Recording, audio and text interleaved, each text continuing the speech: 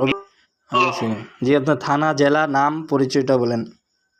জি, আমার নাম মোহাম্মদ রবিউল ইসলাম। আমার থানা হলো গোবিন্দগঞ্জ, জেলা গাইবান্ধা। বর্তমান থাকি আমি বগুড়া ভাই।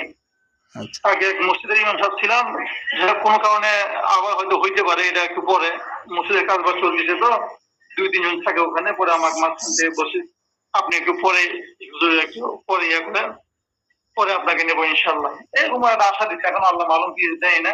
এখন একটা মাদ্রাসা, নুরানি মাদ্রাসার মধ্যে ওই ক্লাস করাচ্ছি, যে খুব এর মধ্যে চলতেছে। আলহামদুলিল্লাহ আমি এই নেপাল হাজারিতে সারেক হয়েছি, করছিলাম। আবার ইয়ে হইলো, আমি ওই মাঝে মধ্যে আমার কাছে মানুষ আছে, তো মানুষ আসে আর কি, যে তারা বলে যে আমার এই সমস্যা সেই সমস্যা। তো আমি আগে ওই তাবিজ দেখতাম। তাবিজ বলতে কি ওই পিনকুল বা কিছু একেবারেই যেগুলো প্রসিদ্ধ হয় এগুলো দিয়ে তাবিজ দেখতাম। তারপরে মুফতি ওয়াসিফুল্লাহ ভাই আছে না, ওনার ওখানে ভর্তি মানে কি, ওরা তো আবার অল্প, খুব অল্প। ভর্তি হওয়ার পরে আমি ওখানে শিখলাম। শেখার পরে কিছু বই টই কিনলাম, কেনার পরে ভাবতেছি না, আমার আরো জানার দরকার। যেহেতু মানুষের খেদমত করবো, সেই হিসেবে অল্প জানলে হবে না, বেশি জানতে হবে, এই আর কি।